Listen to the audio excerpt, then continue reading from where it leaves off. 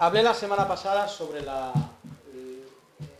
misterio revelado de que Dios quiere juntar en Cristo todas las cosas, ¿verdad? ¿Os acordáis de eso? Dios quiere juntar en Cristo todas las cosas físicas y las cosas espirituales, todo lo que hay en el cielo y todo lo que hay en la tierra. Estoy hablando por hablar así mientras sale la gente. No estoy hablando por hablar. Dios quiere juntar todo en Cristo, lo que hay en el cielo, lo que hay en la tierra.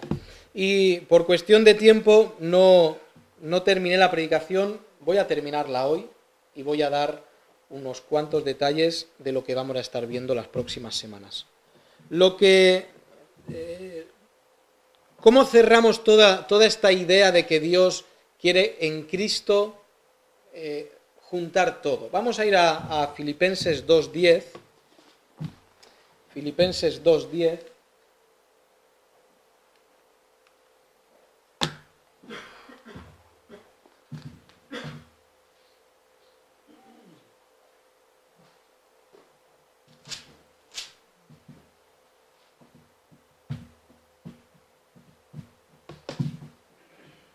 Filipenses 2:10 dice de esta manera, para que en el nombre, un poquito de contexto, desde el versículo 8, y estando en la condición de hombre se humilló a sí mismo haciéndose obediente hasta la muerte y muerte de cruz. Está diciendo ahora mismo la obra que Dios ha hecho, por lo cual Dios también le exaltó hasta lo sumo y le dio un nombre que es sobre todo nombre, para que en el nombre de Jesús se doble toda rodilla de los que están en los cielos y en la tierra y debajo de la tierra, y toda lengua confiese que Jesucristo es el Señor, para gloria de Dios Padre. El fin de los tiempos exactamente esto es una visión de eso. Al fin de los tiempos Dios va a sujetar a Cristo todas las cosas, dice Salmo 110:1, siéntate a mi diestra hasta que yo ponga a tus enemigos como estrado de tus pies. Dios va a poner a los pies de Cristo todo, absolutamente todo lo creado. Fijaos como los términos que usa aquí. Dice, lo que está en los cielos, en la tierra e incluso debajo de la tierra, todo será puesto a los pies de Cristo. Cuando vamos a 1 Corintios 15, 20, 28, nos da un poco más de información respecto a esta escena final. 1 Corintios 15, 20.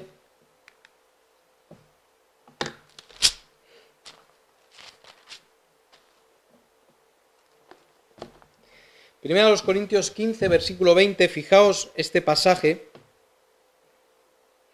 Dice, mas ahora Cristo ha resucitado de los muertos, primicia de los que durmieron es hecho. El pasaje va a estar hablando sobre la resurrección. Pablo escribe a los corintios y les dice, oye, que sepáis que hay una resurrección.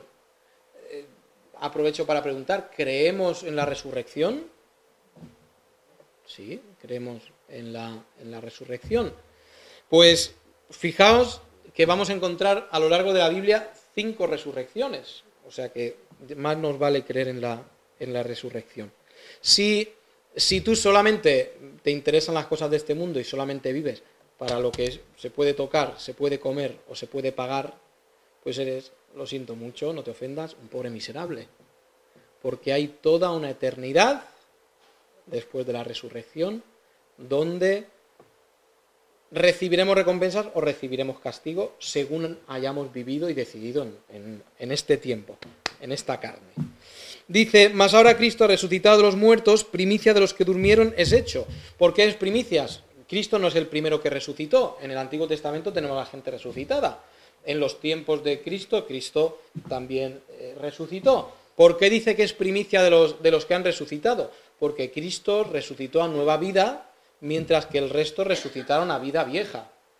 Con esto quiero decir que todos los que resucitaron volvieron a morir y Cristo es el único que ha resucitado para no morir nunca más, ¿de acuerdo? Entonces Él es la primicia, el primero de los resucitados. Porque por cuanto la muerte entró por un hombre, también por un hombre la resurrección de los muertos. Y lo entendemos muy bien, hemos leído Génesis, esa caída. Por cuanto por el pecado de un hombre entró la muerte a todos, por la justicia de un hombre llegó la vida a todos. ¿De acuerdo? Sencillo, muy, muy, muy profundo, pero más o menos creo que lo entendéis. Fijaos, porque así como en Adán todos mueren, también en Cristo todos serán vivificados. Pero cada uno en su debido orden. Cristo las primicias, luego los que son de Cristo en su venida. Las 5 resurrecciones que tenemos a través de la palabra de Dios es: la primera resurrección es la resurrección de Cristo, las primicias. La segunda resurrección es la de los que desde Pentecostés hasta la venida de Cristo estén vivos o hayan muerto, ¿de acuerdo? Porque cuando Cristo venga no sabemos si estaremos vivos o estaremos muertos. Cristo puede venir en cualquier momento o puede tardar todavía tiempo en venir. Entonces, los que estemos vivos y los que hayan muerto desde Pentecostés hacia adelante, esa es la segunda resurrección. La tercera resurrección es la resurrección para entrar en el milenio de los muertos en la tribulación y también de los muertos del Antiguo Testamento. Esa es la tercera resurrección. La cuarta resurrección es la resurrección. La cuarta resurrección, esto me pasa por estilo de memoria. Claro, la cuarta resurrección es la resurrección de los que mueren en el periodo del milenio. En el periodo del milenio, decís, ¿habrá muerte en el periodo del milenio donde Cristo juzgue y donde el Cordero y el León estén juntos? Pues sí habrá muerte. Si te interesa por qué, luego te puedo dar la razón. Esa es la cuarta resurrección, los que mueran en el tiempo del milenio. La quinta resurrección es la resurrección para juicio en el juicio del gran trono blanco, que estos serán todos los que a través de la historia han rechazado a Cristo, han rechazado a Dios. Esta es la quinta resurrección. Veis que hay un orden de resurrecciones, pero Cristo es el primero de todos. Fijaos el versículo 24, 23, pero cada uno en su debido orden, Cristo las primicias, luego los que son de Cristo en su venida y luego las que he comentado. Luego el fin, cuando entregue el reino al Dios y Padre, cuando haya suprimido todo dominio, toda autoridad y toda potencia. Toda la autoridad, todo el dominio, todo el poder será puesto a los pies de Cristo para que Cristo gobierne en ese reino milenario, donde nosotros seremos reyes y sacerdotes con Él. Porque preciso es que Él reine hasta que haya puesto a todos sus enemigos debajo de sus pies. Y el postrer enemigo que será destruido es la muerte, porque todas las cosas las sujetó debajo de sus pies, y cuando dice que todas las cosas han sido sujetadas a Él, claramente se exceptúa aquel que sujetó a Él todas las cosas. Esto parece un trabalenguas, pero lo que está diciendo es que Dios está sujetando todo a Cristo, y lo único que no está sujeto a Cristo es Dios. Muy bien, por ahí lo he escuchado. Dios es el que sujeta todo a Cristo, pero Él no está sujeto a Cristo. Pero luego que todas las cosas le estén sujetas, entonces también el Hijo mismo se sujetará al que le sujetó a Él todas las cosas, para que Dios sea todo en todos. ¿Lo entendemos? Todo es sujetado a Cristo, nosotros a Cristo, todos los imperios, autoridades a Cristo, Cristo a Dios. Y fijaos que esto es cerrar el círculo. ¿Os acordáis que el Eclesiastés Salomón dice, todo es cíclico, todo es cíclico. El hombre nace, tiene hijos, muere, los hijos de los hijos tienen hijos, y los hijos de los hijos tienen hijos, y así va la vida, y todas las generaciones van muriendo, y esto siempre sigue igual. Habla del sol, que sale, que entra, habla del ciclo del agua, los árboles se mueren, luego nacen otros árboles. Dice que todo está sin completar, es lo que está diciendo. ¿Cuándo va a ser no digo el fin de los tiempos, no es exacto decir eso, sino la completación, y tampoco sé si está bien decir esto, alguno me está mirando mal, dejadme que use esa palabra. Por cierto, ¿sabéis que Pablo inventó muchas palabras? ¿Verdad? Yo no voy a inventar ninguna palabra. Sí es verdad que Pablo inventó palabras que no existían antes para poder expresarse. Bueno, pues en la completación de los tiempos, este final de los tiempos, la resolución de los tiempos es que de donde ha salido todo, fijaos que en el principio ¿quién estaba? Dios, y de Dios sale todo. La resolución de los tiempos es que todo vuelva. Por fin se van a resolver los tiempos. Por fin ese ciclo de que todo es igual, de que al final todas las cosas siguen su ritmo y no paran, y así durante 6.000 años, se va a resolver todo en Cristo. En Cristo será sujeto a Dios y se habrán resuelto los tiempos. De ahí que la importancia de entender la centralidad de Cristo en todo. Porque de Cristo somos, de Cristo salimos, por Cristo vivimos y por Cristo y por Dios serán resueltos todos los tiempos. Creo que era importante cerrar esto y que lo entendiéramos bien, la centralidad de Cristo en los tiempos. Eso nos empuja necesariamente, hermanos, a que nuestra vida tenga esa misma centralidad y que nuestra vida esté centrada en Cristo. De ninguna manera, y podría parecer lícito, pero tampoco en los grandes hombres de Dios, que han sido grandes maestros. Nuestra vida no puede estar centrada en ello, no puede estar centrada en una iglesia tampoco, no puede estar centrada en una religión, de ninguna manera. No va a haber en el cielo, entenderme esto, no va a haber ningún bautista, no va a haber ningún reformado, déjame que lo explique, que a mí no se ha puesto nervioso. No va a haber ningún reformado y no va a haber ningún presbiteriano. En el cielo solo van a haber cristianos que tienen vida a través de Cristo. Y en el cielo no nos vamos a juntar tampoco por denominaciones.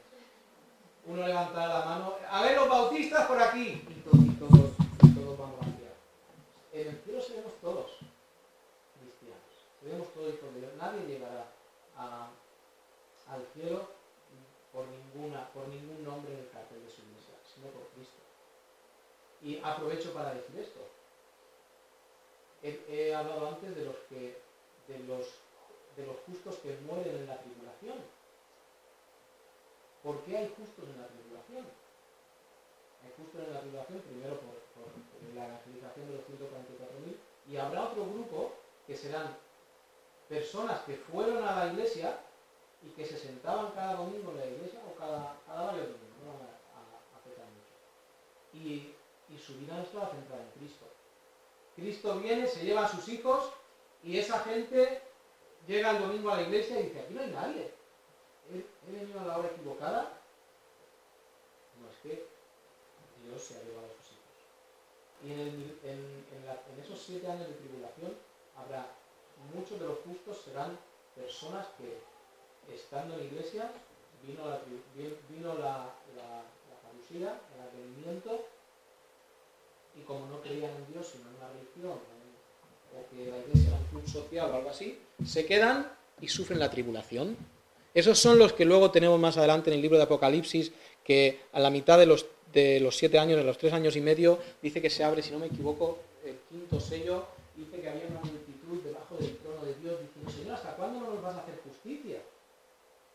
¿Hasta cuándo no nos vas a hacer justicia? Y Dios, ¿qué les dice?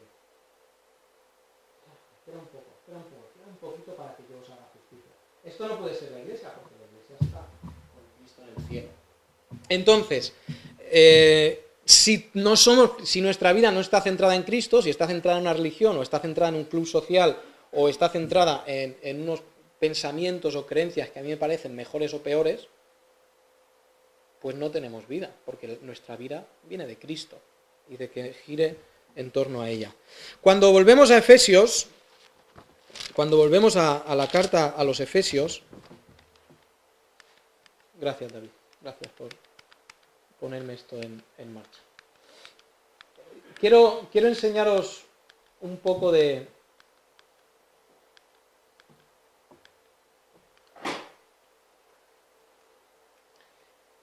de cómo continúa. Vamos a Efesios capítulo 1 y vamos a encontrar ahí algo muy, muy curioso y que nos ayuda a entender el pasaje. Pues sí que tengo yo aquí cosas.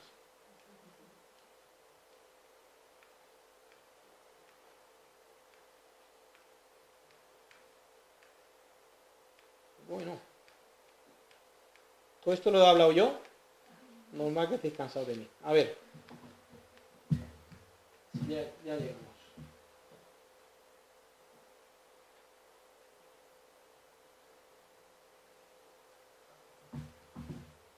Bueno, voy a ir hablando, si no os despistáis por los clics, voy a ir hablando.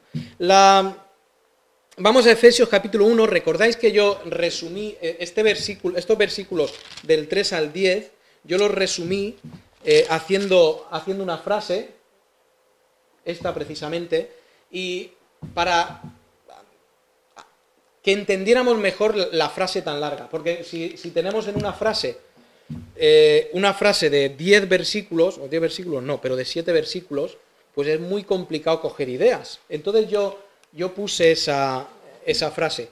Ahora quiero que me acompañéis con vuestra cabeza y vamos a hacer 3 divisiones en los versículos del 1 al 14. 3 divisiones.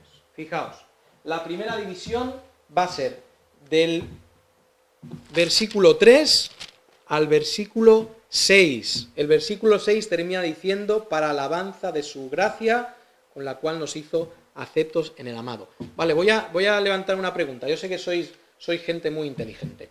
Voy a levantar una pregunta. ¿Quién está actuando en estos 6 versículos? En estos versículos del 3 al 6. ¿Quién? Dios. Muy bien. Dios está trabajando en esos versículos. La siguiente división es del 7 al 12. Pregunta: ¿quién está trabajando en esos versículos? Muy bien, Cristo. Ahora, versículos 13 y 14. ¿Quién es el protagonista de esos versículos? El Espíritu Santo. ¿Habéis escuchado eso que he dicho algunas veces, que Dios siempre trabaja en equipo? Dios hace el plan de la redención en equipo. Dios Padre, Dios Hijo y Dios Espíritu Santo trabajan juntos. Ahora, a ver si puedes pasar unas cuantas, David. Porque esto ha dejado de funcionar.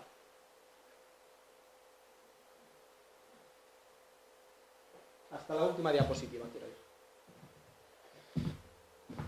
Vale, ¿qué encontramos a Dios haciendo en los versículos del 3 al 6? Pues vamos a decir: bendito sea el Padre de nuestro Señor Jesucristo, que nos bendijo con toda bendición espiritual en los lugares celestiales en Cristo. La primera cosa que Dios nos está haciendo es bendecirnos. Y según nos escogió en Él antes de la fundación del mundo, vamos a decir que también está eligiéndonos. Dios nos ha dado bendiciones espirituales y Dios nos ha elegido. La segunda cosa,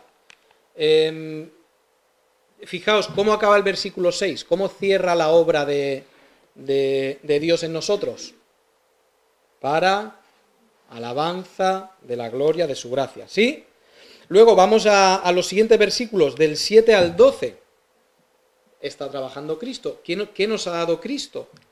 Cristo nos ha dado, en primer lugar, versículo 7, redención. La obra de Cristo es la redención y también la revelación del misterio de que Dios quiere reunir en Él todas las cosas. ¿Cómo acaba en el versículo 12 la obra de Cristo? A fin de que seamos para la alabanza de su gloria. Y cierra la obra de Cristo en el plan de la redención. Versículo 13, tenemos al Espíritu Santo. El Espíritu Santo, ¿cuál es su obra en nosotros? Sellarnos. ¿Y cómo termina el versículo 14? Para alabanza de su gloria. Aquí tenemos a los 3 trabajando juntos, a los 3 haciendo su parte, cada uno, y a los tres al final recibiendo la gloria. Ese es el resumen del Evangelio que Pablo nos da en el libro, en la carta a los Efesios. Fijaos, a mí lo tenía aquí escrito. Lo que nos faltaba, nos habíamos quedado en el versículo 10 la semana pasada, y lo que nos falta necesariamente es ver versículos 11 y 12. Y fijaos que lo que nos va a decir aquí, en él mismo tuvimos herencia, habiendo sido predestinados conforme al propósito del que hace todas las cosas según el designio de su voluntad. Escoger, predestinar, y aprovecho para decirlo, gracias David, la palabra predestinar en griego es proorizo, que es predeterminar, es decir algo con antemano. Tú vas a hacer un viaje y antes de arrancar el coche, mira a tu mujer y le dices, oye, ¿dónde vamos? Estamos ya en el coche, pero ¿dónde vamos? Pues vámonos al monte. Pues antes de ir al monte predeterminamos que algo pasa. No es la palabra prognosis. La palabra prognosis es preconocer. No es que Dios conocía a los que iban a ser para salvación, sino que Dios predeterminó los que iban a ser para salvación. Esto es importante. Luego va a ser curioso que más adelante, después de repetirnos muchas veces que hemos sido elegidos y escogidos, nos va a decir en los últimos versículos que aunque la elección es 100% de Dios, la responsabilidad es 100% de el hombre. Lo vamos a tener en los últimos versículos, no lo veremos hoy. Pero en él asimismo tuvimos herencia, habiendo sido predestinados conforme al propósito del que hace todas las cosas según el designio de su voluntad. Y esto está muy bien, ¿no? Una herencia, oye, fabuloso, a menos que tengas que pagar el 20% de lo que va la herencia y no tengas dinero para pagarlo. Eso es cosas de nuestro sistema. Pero en Cristo hemos tenido una herencia. Bueno, ¿dónde está la herencia?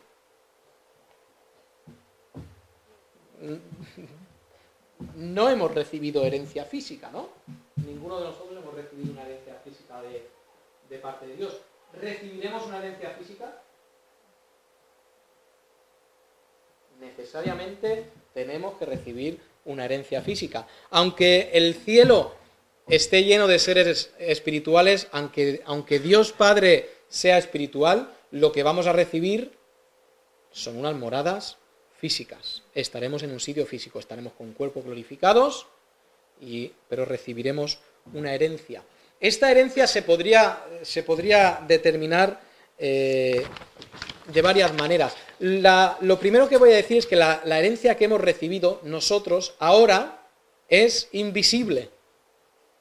Qué lástima, ¿no? Es invisible la herencia que hemos recibido. ¿Os acordáis de la historia de este rey que quería un traje súper bonito y maravilloso? Y viene un sastre y le dice, te voy a hacer un traje, y el traje va a ser invisible. ¿Os acordáis de la historia? Y este rey sale paseando por las calles con su vestido invisible porque solo lo veían. Pues, ¿sabéis? Nosotros tenemos una herencia invisible ahora. Nadie ha recibido la herencia. Nuestra herencia hasta ahora es algo que no hemos visto. Esto no debe ser un problema. Nosotros somos, como cristianos, somos expertos en creer en lo que no vemos, ¿cierto? Así es. Nosotros creemos en la salvación por Cristo y ninguno de nosotros ha visto a Cristo. Ninguno de nosotros ha visto al Espíritu Santo sellándole para salvación. Ninguno de nosotros ha visto todo eso. A veces incluso Dios nos dice unas cosas que a nosotros nos parece que va en contra de la lógica o en contra de lo que ven nuestros ojos y creemos a Dios. Nosotros somos expertos en cosas invisibles. Y deberíamos ser expertos en creer con todo nuestro corazón, las cosas que Dios ha dicho, pero no hemos visto. Es eso la fe. Nuestra fe es a veces tan pequeñita que se limita solamente a lo que podemos tocar. Pero eso es una ley, una fe de niños, no es la fe que Dios quiere darnos a nosotros. Esa herencia es invisible y nosotros creemos absolutamente en ella. Es más, estamos dispuestos a entregar nuestra vida por la herencia invisible. ¿Sí? Nosotros estamos dispuestos a vivir una vida de obediencia totalmente atada a la palabra de Dios por algo invisible. ¿Sabes? Si alguien, aquí todos somos de casa, si alguien viniera de fuera y escuchara esto, diría: vosotros no estáis bien. Invertís toda vuestra vida, todo lo que sois, todo lo que es vuestra familia, vuestros bienes, por algo invisible. Estáis locos.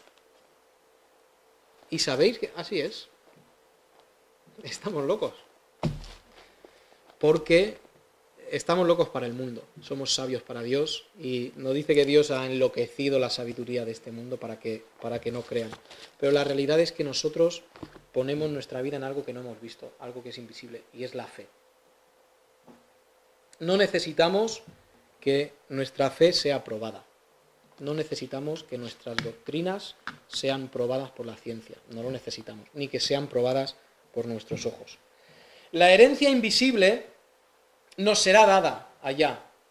Esa herencia será hecha visible, hecha física. Dios ha preparado para los que creen en Él cosas que ojo no vio, ni oído oyó.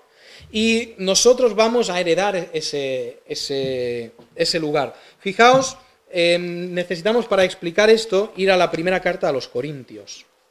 Para explicar esto de que somos herederos, Dios pone en presente que hemos recibido una herencia, pero no tenemos esa herencia. Necesitamos ir a la primera carta a los Corintios.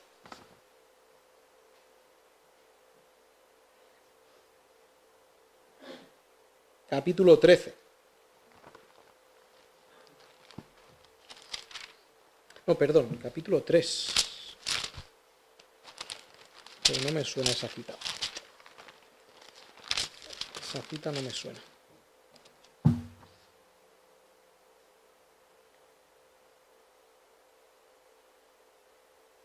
Perdonadme, yo tengo aquí un baile de citas. Donde quiero ir es a Gálatas 4, 1 a 7. Perdonadme. Gálatas 4, 1 al 7.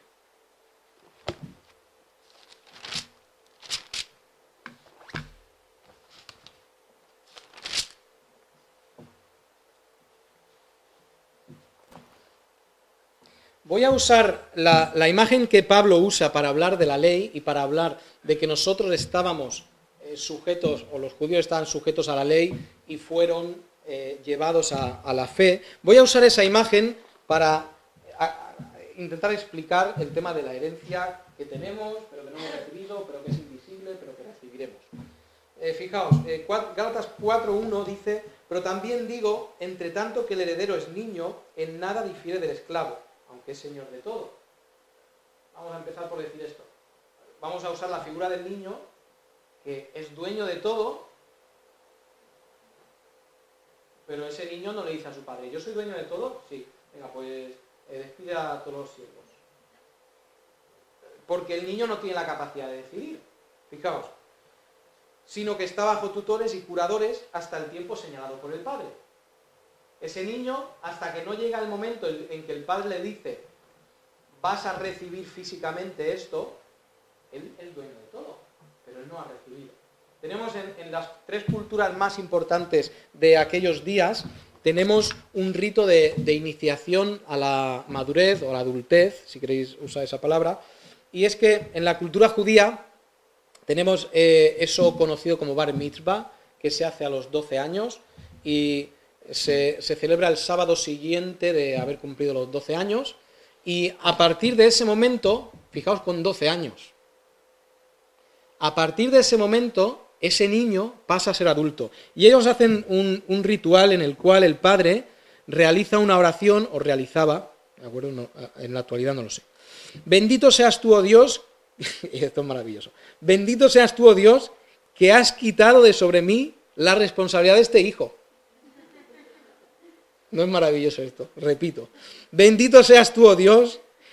El niño igual era muy malo. Bendito seas tú, oh Dios, que has quitado de mí o de sobre mí la responsabilidad de este hijo. Por fin, 12 años me ha costado, pero por fin ya no soy responsable de este hijo. Esto es más o menos así, ¿vale? ¿De acuerdo? Ahora, el niño oraba y decía: en este día que paso de niño a adulto, levanto mis ojos a ti con humildad y sinceridad y declaro que guardaré tus mandamientos, y este final también es maravilloso, y seré responsable por mis acciones delante de ti. Ahora, esto en nuestra cultura es inviable, ¿de acuerdo? Porque los niños con 12 años están jugando al Pokémon y todas estas cosas. Pero hay que entender que culturalmente aquella época era diferente, ¿de acuerdo? Pero en la cultura griega, a los 18 años, tenemos algo parecido, se celebraba la apatouría, y después, a los 18, celebraban esto, se iban 2 años servicio militar y luego ya pasaban a ser ciudadanos del Estado. Tenemos en la cultura romana lo que se llamaba la toga virilis. En esas ceremonias, fijaos qué curioso, en esas ceremonias las niñas quemaban las muñecas y los niños quemaban sus juguetes. Y bueno, esto era el paso a la madurez.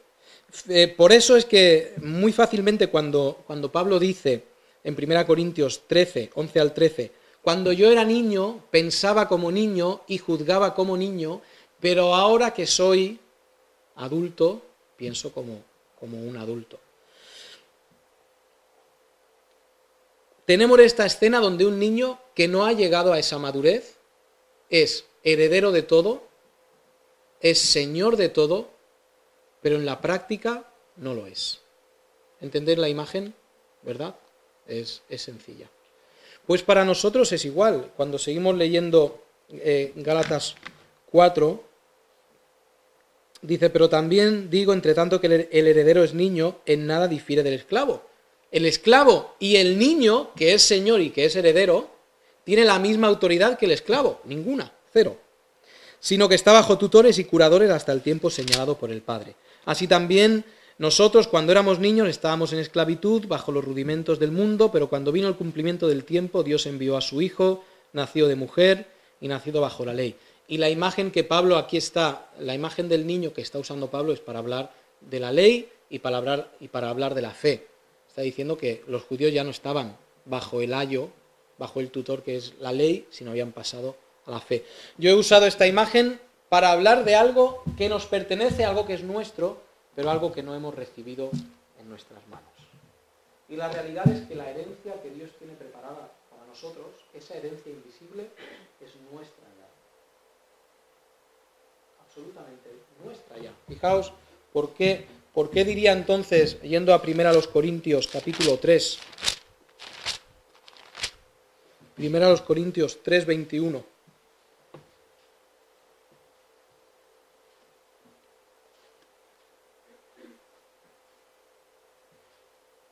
fijaos desde el 20.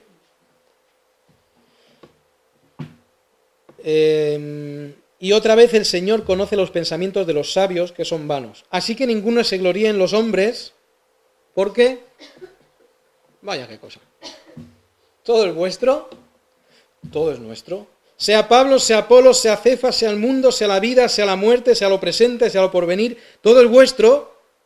Y fijaos cómo tenemos aquí otra vez la imagen de la resolución de los tiempos. Y vosotros de Cristo y Cristo de Dios. Todo es nuestro. ¿Sabéis? Este mundo en el que estamos, que pasará por el fuego de la tribulación, que pasará por toda esa clase de desastres, es nuestro. Y Dios está preparando un reino de 1000 años para que nosotros heredemos juntamente con Cristo.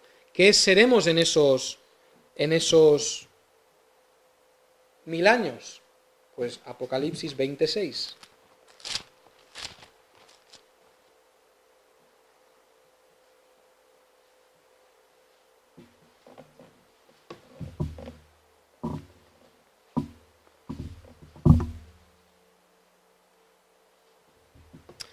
Fijaos, bienaventurado y santo el que tiene parte en la primera resurrección, la segunda muerte no tiene potestad sobre estos. Y voy a parar para decir que aunque yo he hecho un recuento de 5 resurrecciones, Apocalipsis va a nombrar la primera resurrección y la segunda resurrección como la resurrección de los justos y la resurrección de los injustos. ¿De acuerdo? Lo digo porque si llama la atención que ahí diga primera resurrección. Pero, final del versículo que nos interesa, sino que serán sacerdotes de Dios y de Cristo y reinarán con él 1000 años. Lo que nosotros vamos a heredar es un reino. En ese reino nosotros seremos sacerdotes, ¿cuáles son las palabras que usa? Sacerdotes de Dios. Y recordad, la gente que sobrevive a la tribulación, porque habrá personas que sobrevivan a la tribulación, entran al reino milenario de Cristo. Y en ese reino milenario la población va a ir creciendo, sabemos que al final de los 1000 años Satanás es soltado y viene un ejército para pelear contra Dios. Pero en ese reino de 1000 años estaremos nosotros con cuerpos glorificados siendo sacerdotes de Dios y tendremos a los hombres, a los humanos, que estarán viviendo su vida igual que nosotros vivimos ahora. La diferencia será que nosotros vivimos ahora en un reino que es, o vivimos en un mundo donde gobierna Satanás, y el reino milenario será un gobierno donde reine Cristo. Un reino caracterizado por paz, un reino caracterizado por bonanza, un reino caracterizado por suficiente comida para todos y un reino maravilloso. En ese reino nosotros seremos sacerdotes. ¿Habrá pecado en ese reino? Esa pregunta es curiosa, y para que me entendáis, al cumplirse los 1000 años, yo no sé por qué estoy hablando de esto, y esto no tiene nada que ver con la predicación. Pero bueno, al final de esos 1000 años, ¿qué ocurre? Satanás es soltado y Satanás sale a convencer a las naciones y las naciones le dicen: yo irme contigo, ¿o lo vi que estoy con Cristo como rey? De eso nada. ¿Es eso lo que pasa? No. Fijaos, la gente dice: ¿me puedo librar del reino de Cristo? Pues me voy con Satanás. Y tampoco dice que Satanás le cueste mucho. Parece que muy fácilmente Satanás convence a las naciones de decir: venga, vamos a rebelarnos contra Cristo. ¿Habrá pecado? Habrá pecado. ¿Cómo terminamos esto? La herencia. Vamos a terminar. Yo me he ido un poco por los cerros de Úbeda, como dicen en mi tierra. Recibiremos una herencia. Esa herencia será física. Hay un montón de cosas por delante en la historia para los que son hijos de Dios. Ahora sabemos que todo es nuestro, sabemos que la herencia es nuestra y por fe creemos en eso, aunque no lo hayamos recibido. Vamos a orar y terminamos el punto. Eterno Dios, nuestro Padre, bendito eres tú, maravilloso en tus obras, y vemos cómo trabajas tú, vemos cómo trabaja el Espíritu Santo, vemos cómo trabaja tu Hijo también. Y Señor, ha sido tu divina voluntad concedernos una herencia. Tú no tenías necesidad, obligación o deuda con nosotros para tener que darnos una herencia, ni para hacernos tus hijos, ni para hacernos coherederos con Cristo, pero tú lo has querido de esta manera. Es una recompensa a los que en estos tiempos creemos sin haber visto, amamos sin haber visto, obedecemos sin haber visto. Y Señor, ruego que todos los que estamos aquí seamos hallados en Cristo, nuestra vida sea hallada en Cristo, no sea hallada nuestra vida en posesiones, en pisos, en coches, en estudios, en prosperidad económica. Señor, que nuestra vida sea hallada en Cristo y que nuestro depósito, como dice Pablo, sea hallado en el final de los tiempos en Cristo también. Gracias por todo esto, en el nombre de Cristo. Amén.